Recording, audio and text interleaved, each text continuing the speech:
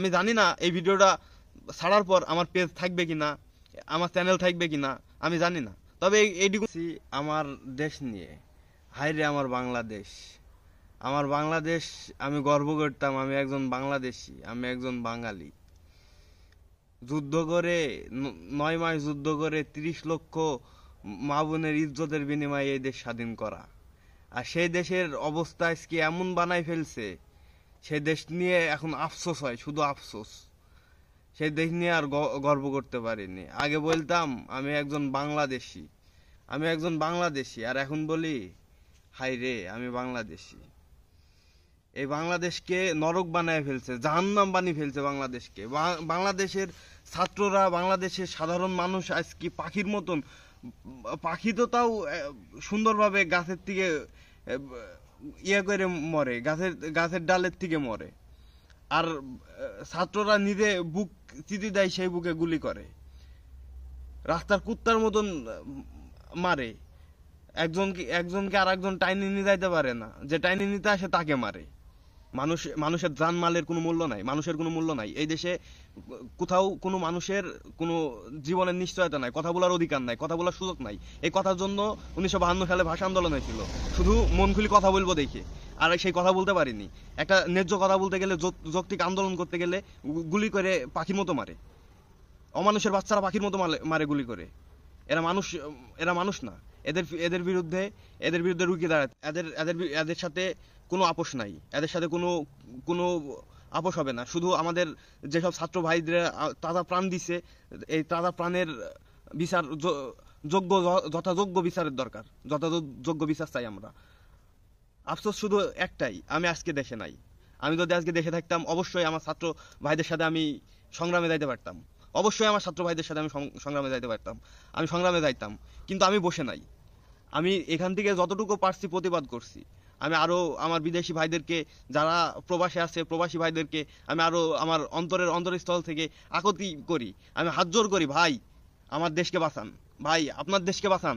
আপনার দেশ আজকে ভালো নাই, আপনার দেশে আগুন জ্বলে, আপনার দেশের মানুষকে গুলি করে মারে, নিরীহ মানুষকে, নিরস্ত্র মানুষকে গুলি করে মারে।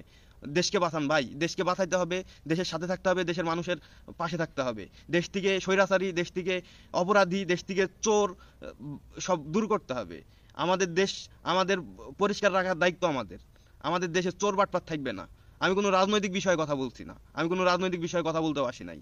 আমি শুধু আমার ছাত্র ভাইদের যৌক্তিক আন্দোলন, যৌক্তিক দাবিতে যে আন্দোলন, এই আন্দোলনের পক্ষে কথা বলতে আসছি। যখন ভিডিওগুলো দেখি, সরাসরি তো থাকতে পারি নাই, যখন ভিডিওগুলো দেখি ভিতরে ফাইটে যাই। কথা বলার মতন ভিডিওর ব্যাপারে, যে ভিডিওগুলো দেখি, এই ভিডিওর ব্যাপারে কথা বলার মতন ক্ষমতা আমার নাই। হেলিকপ্টারে করে গুলি করে, হেলিকপ্টারে করে বোমা ফেলে, আর বলে হেলিকপ্টারে করে আমি পানি দিনি ভাই। ওরে মিথ্যাবাদী, হেলিকপ্টারে করে পানি দিনি ভাই। তুই কি জানিস নি তোকে মানুষ চায় না? তোকে মানুষ চায় না। দল মত নির্বিশেষে লাখ লাখ মানুষ, শিল্পী, সমস্ত পেশার মানুষ তোর বিরুদ্ধে আন্দোলন করতেছে, তোর বিরুদ্ধে রুখে দাঁড়াইতেছে, নিজের বুক চিতি গুলি খাইতেছে, তাও তোকে চায় না, তোকে ভালোবাসে না। তুই বুঝিসনি এগুলা? তোদের আসলে বুঝার মতন সেই শক্তিটা, সেই শক্তিটাই নাই। মনের ভিতরে কাফেরদের, মনের ভিতরে স্বৈরাচারীদের, মনের ভিতরে ইসরায়েলিদের ধ্যান ধারণা বাস করতেছে। তোরা আসলে কি করে বুঝবি? ইসরায়েলিরা যেভাবে নিরস্ত্র মুসলমান মানুষের উপরে হামলা করে, যেভাবে হসপিটাল, যেভাবে সবকিছু ধ্বংস করে দেয়, তুই আসলে সেইভাবে এককল দিয়ে গুলি করে মারা ধরেছিস। তুই আসলে ইসরায়েলের অনুসারী। পাকিস্তানিরা যেভাবে বাংলাদেশকে লুট করেছিল, বাংলাদেশের মা বোনদেরকে ধর্ষণ করেছিল, সেভাবে আজকে তুই শুরু করেছিস ভাষা আন্দোলন থেকে। সেভাবে শুরু হয়েছে ভাষা আন্দোলনের মতো সেভাবে শুরু হয়েছে সবকিছু, সেইভাবেই চলতেছে। ছাত্ররা যতবার যৌক্তিক আন্দোলন নিয়ে মাঠে নেমেছে, একবারও ছাত্ররা জয় না দেখে ঘরে ফেরেনি। আজকে হাজারো মায়ের বুক খালি, হাজারো বোনের ভাই নাই।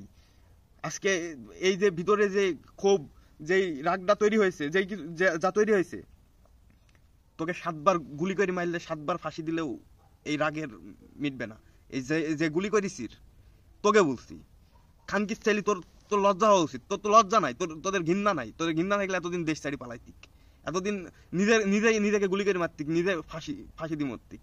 একটা নিরস্ত্র নিরীহ মানুষের উপরে গুলি করা, এটি মানুষের মধ্যে পড়ে না, পশুর মধ্যে পড়ে। আর পশুরা যা খুশি তাই করতে পারে, মরতেও পারে। মরতে পারিস নি? তোদের মরণ হয় না? একটা একটা জিনিস, ক্ষমতা। ক্ষমতা, এই ক্ষমতার জন্য মানুষ কি না করতে পারে। তোর কাছে ক্ষমতা এতই বড়, ক্ষমতা এমনই জিনিস তোর কাছে, এই ক্ষমতার জন্য তুই হাজার হাজার মানুষকে গুলি দিয়ে মারিস, হাজার হাজার মানুষের সামনে দাঁড়িয়ে সরাসরি গুলি করস এই ক্ষমতার জন্য।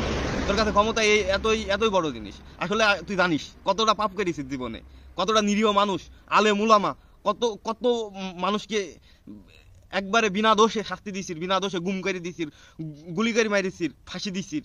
তুই জানিস আর পরে তোর কি হবে। এই জন্যই তুই ক্ষমতাটা ছাড়তে চাসনি। তবে দিন ঘনে আসছে, ইনশাল্লাহ। ইনশাল্লাহ দিন ঘনে আসছে। স্বৈরাচারী পাপী কোনো দিন জায়গা পায়নি, পতন হয়েছে, এবিরও হবে। নিজেকে নিজে প্রশ্ন করে দেখিস, যদি কোনোদিন একটুকু মনের ভিতরে নিজেকে নিয়ে ভাবার আসে, ভাবার সুযোগ আসে, তাহলে চিন্তা করিস তুই কতটা পাপী, তুই কতটা পাপ করেছিস, কতটা নিরীহ নিরপরাধ মানুষকে মারিছিস। একবার অতীতটা ভাব, একবার অতীতটা ভাব, কিভাবে ক্ষমতা আইছিলি, মানুষ খুন করে ক্ষমতা আইছিলি, এখনো মানুষ খুন করে যাইছিস। এটি তো বাংলাদেশ, ইমোশনাল জনতার দেশ। এরা এরা ইমোশন দিয়ে এরা ভালোবাসা বোঝে। বাংলাদেশের জনতা ভালোবাসা বোঝে। এই ইমোশনাল বাংলাদেশ, এখানে তুই কি করে টিকবি? যেখানে যেখানে সাদ্দাম টিকতে পারে নাই, লাদেন টিকতে পারে নাই, বুশ টিকতে পারে নাই, বারাক ওবামা টিকতে পারে নাই, তুই তো সামান্য একটা নেতা। তোকে নেতা বললেও ভুল হবে, তুই তো সামান্য একটা খুনি। তোর তোর সময় ঘনিয়ে আসছে। একবার পিছনের দিকে ভাব, কি করেছিস বুঝতে পারবি। আর এই প্রবাসী ভাইদের উদ্দেশ্যে একটা কথা বলবো, ভাই, আমাদের সম্মান দেশে না থাকতে পারে, আমাদের দেশের মানুষ সম্মান না করতে পারে, কিন্তু আমাদের কতটুকু পাওয়ার, কতটুকু ক্ষমতা, কতটুকু সম্মান আছে, এটা এখন দেখিয়ে দেওয়ার সময়। এটা এখন দেখিয়ে দিতে হবে। এই এই আমাদের, আমরা যে কতটা পরিশ্রম করি দেশের জন্য, দেশকে কতটুকু আমরা ধৈর্য রাখছি, দেশের অর্থনৈতিক চাকা ঘুরাই আমরা, এই জিনিসটা আমাদেরকে বুঝাইতে হবে, আমাদেরকে দেখাইতে হবে। ইতিহাসে এই জিনিসটা থাকবে যে প্রবাসীরাই দেশ চালায়। এখনই সুযোগ, এখনই সময় আমাদের রুখে দাঁড়ানোর, আমাদের প্রতিবাদ করার। আমার কাছ থেকে আমি যতটুকু পারি, আমি প্রতিবাদী মন মানসিকতা নিয়ে এই ভিডিওতে আসছি। আমি জানি না এই ভিডিওটা ছাড়ার পর আমার পেজ থাকবে কিনা, আমার চ্যানেল থাকবে কিনা, আমি জানি না। তবে এইটুকু